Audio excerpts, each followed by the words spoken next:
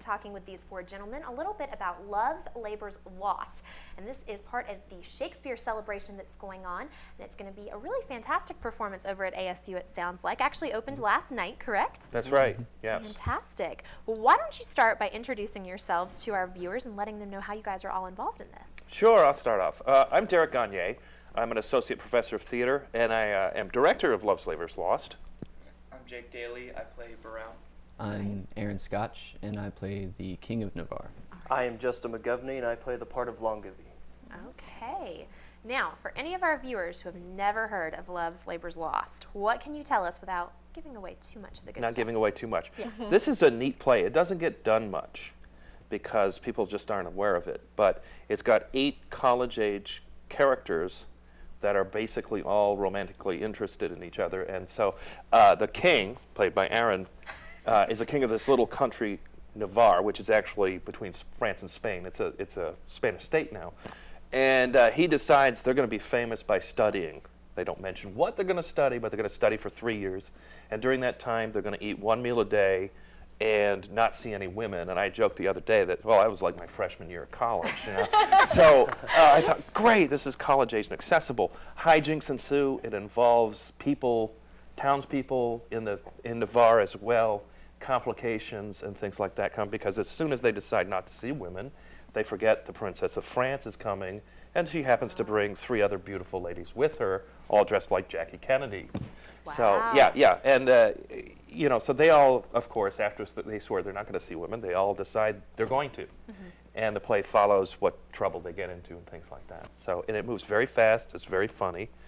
We have originally composed music by music major, theater minor Daniel Buchan, and it's a new cut of the play which I did over the last 2 years. So it's like a kind of a premiere, in a sense. Very exciting. Yeah. So guys, talk with us a little bit about your characters. Let's start with you. Tell us a little bit about this character that you portray.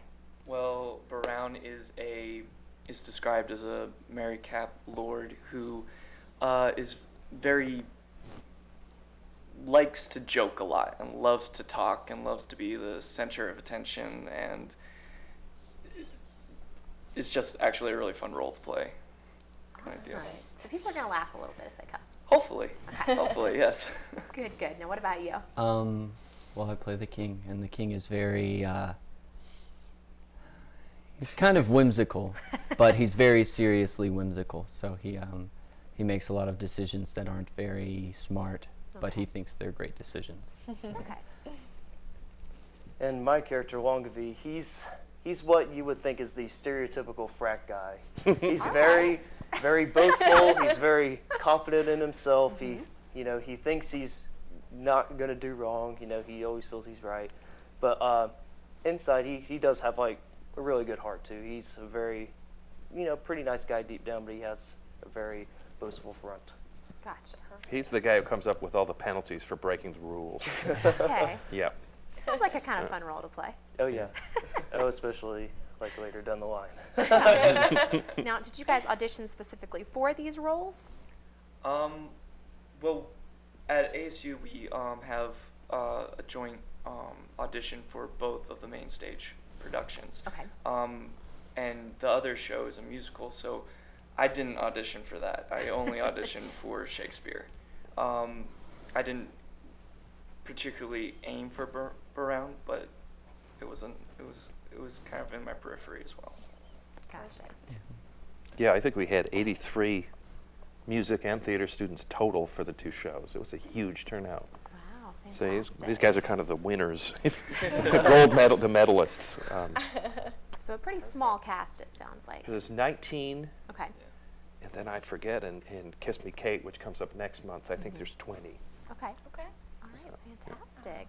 So talk with us a little bit about preparing and what kind of goes into preparing to do a performance. Well, for this particular one, because it was broken up between spring break and over Christmas break, so the 6 weeks that we actually worked, it took a good 3 weeks for these guys to tackle the words. Right. And it takes that long just to get so that it feels like you're talking. And that was the goal too. We wanted to make sure the audience feels welcome and they're understanding it. So a lot of the physicality So if you don't understand the words, you can kind of see the love scene happening in front of you, whatnot. Right.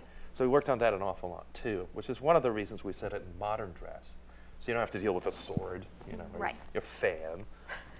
So that was part of it. And the other process, of course, is it was really fascinating because they're their own age. So a lot of times they're playing themselves, which makes it really exciting because discoveries happen left and right. And then I had 2 or 3 people who get to play opposite sex. So we have a young lady playing Dull the Constable, who is dressed up like a young man on his first day on the job, and it's really fun to kind of let them stretch, you know, through the seniors in some situations and it's very, very funny because here you have this police chief trying to be tough, and he's got a really high squeaky voice. So, so it's been a really fun process. And then, you know, with the original there's songs written in the play, but they've lost the music. Archaeologists have been looking for years. They can't find the actual notes. They just have the lyrics. So we worked those in as well with new music that's jazzy and kind of upbeat. So it was fun to do that too. Perfect. Now, how hard is it to prepare to direct a play? 2 years. 2 years of looking at it, trying to make sense of it, and cutting out the Latin, because there's a Latin teacher, so he says 1 or 2 words now instead of whole sentences. But you know, it takes a while. Once the cast is there, you know, that's the fun part. The hard part is making sure you're figuring it out so that you can tell the story and people actually understand what you're talking about. Right. You know, we've all had those professors where it's like, what? And so I didn't want that to happen. And these guys are major contributors in helping do that because they're just great, you know, they're themselves, which is fun. That's fun, yeah. Oh, I didn't tell you that? Oh, Oh, thanks for telling us now. So now Shakespeare sounds like it probably is a little difficult to navigate through. How has that been for you guys as far as memorizing lines and comprehending everything?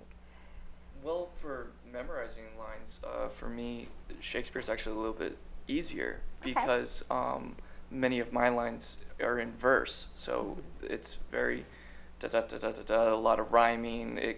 It's almost like poetry, so it's a little easier to pick up, but at the same time, it takes a little bit longer to figure out what you're saying and how to portray that to audience members in a clear fashion.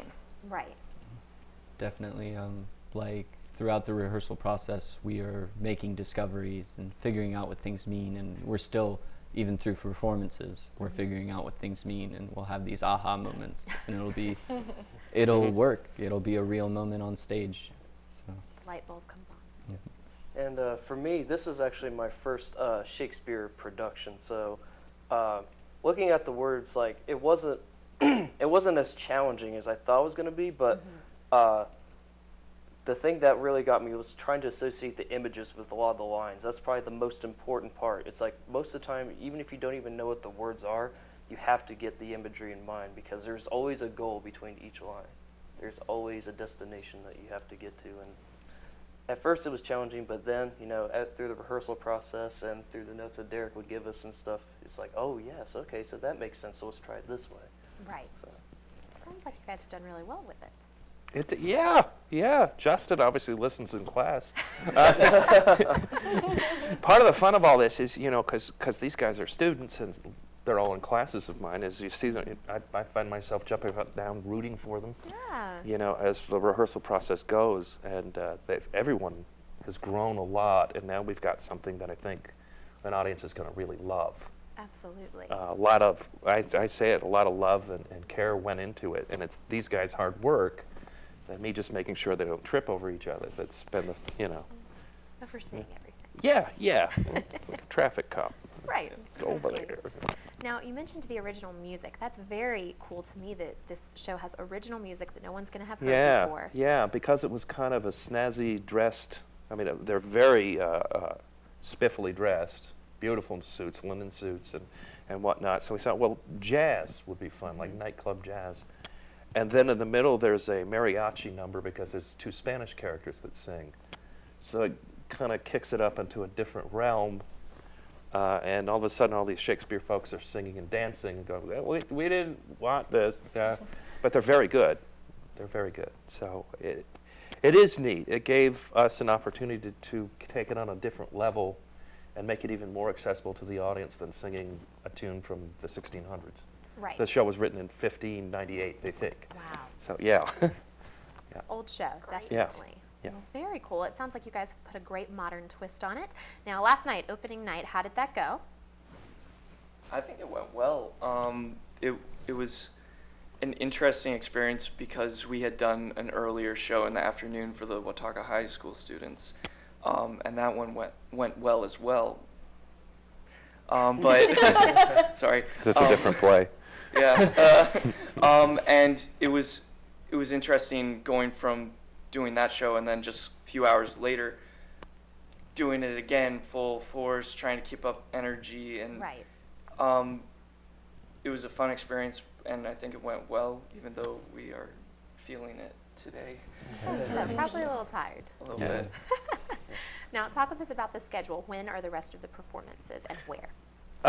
Tonight through Saturday night in the Valborg Theater, 7:30, and Sunday afternoon at 2, and you can get tickets by calling 262-3063 or theater.appstate.edu. Fantastic. So lots of opportunities to Lots catch of the show. opportunities. Yes. Sounds great. And we hope to see you there. I would not bring anyone younger than, say, 14, Okay. because there are innuendo and puns. Keep the kids at home, maybe get a babysitter for the Yeah, night. yeah, it's a romantic night. Yeah, and high school for sure, but I think it's going to go over the head of your 9-year-old. Okay. All right. Well, we've got a great date night idea for a lot of couples this Yeah. weekend. So there you go, guys. There you go. Now, thank you guys so much for coming in today. We wish you the best of luck, and hopefully you don't get too tired with all these performances. We'll be back right after these messages with more of the Mountain Television Network.